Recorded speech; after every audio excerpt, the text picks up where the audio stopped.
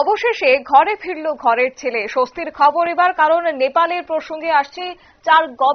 ভারতীয় 4 গবেষক আটকে পড়েছিলেন নেপালে এবং তাদেরকে উদ্ধারের জন্য রীতিমতো চেষ্টা চালিয়ে গিয়েছিল ভারত সরকার। এবার খবর পাওয়া গেছে যে নেপালে আটকে পড়া আগরতলার একজন সহ মোট 4 জন বাঙালি গবেষক, তারই মধ্যে ফিরেছে ময়ূর ভট্টাচার্য। গবেষক বাড়িতে ফিরে সাংবাদিকদের সেই অভিজ্ঞতার কথা তিনি শুনিয়েছেন। কি বললেন শুনুন। funny everything actually. সেখানকার অভিজ্ঞতাটা কেমন? অভিজ্ঞতা বলতে আমরা অ্যাকচুয়ালি ক্লাইমেট মানে জলবায়ু পরিবর্তন এবং তার প্রভাব এই বিষয়ে একটা সেমিনারে ইন্টারন্যাশনাল কংগ্রেসে নেপালের কাঠমান্ডুতে সেন্ট্রাল কলেজে পার্টিসিপেট করতে গিয়েছিলাম মেডিকেল রিসার্চ প্রেজেন্ট করতে। তো আমরা 5 তারিখে সেখানে যাই। 6 থেকে 8 পর্যন্ত সেমিনার ছিল। তো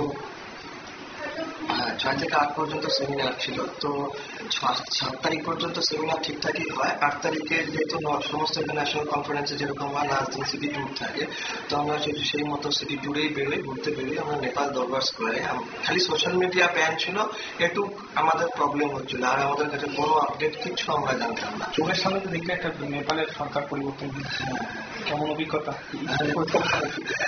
বাপরে, তবে হ্যাঁ, সরকার পরিবর্তন কি পাবলিক বিজয় উৎসব যাকে বলে, আনন্দ যাকে বলে। এই যে ভাঙচুর,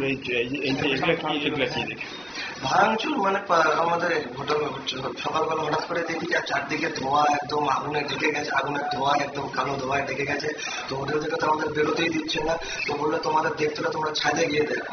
তো তখন আমি কিছুটা রাস্তায় ছিলাম আর কি, হঠাৎ করে একদম নেপালি ছেলে পেলে এসে বলে বাজগে না। বলে কেন? আমরা পশুপতিনাথ মন্দিরের কাছেই ছিলাম। বলে কেন? ওরা মগটা ওখানে অ্যাটাক হয়েছে এবং ওখানে ফায়ারিং হয়েছে। তো ওখানে বলে বাজগে না। ওরা ভাবে আমরা না, they are very adorable. Nepal public administration, army আমাদের খুব সেফটিতে, খুব আদরে, খুব যত্নে রেখেছে। কেমন লাগলো? আর যাবেন? হ্যাঁ যাবো, অবশ্যই যাবো, কিন্তু পরিস্থিতি ঠান্ডা হলে। কি নাম বললো তোমাদের?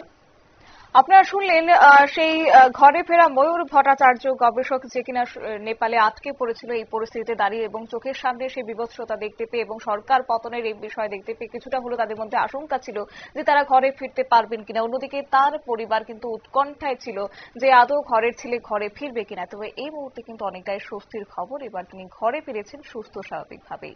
নিয়ে নিচ্ছে ছোট্ট একটি বিজ্ঞাপন বিরতির সঙ্গে থাকুন।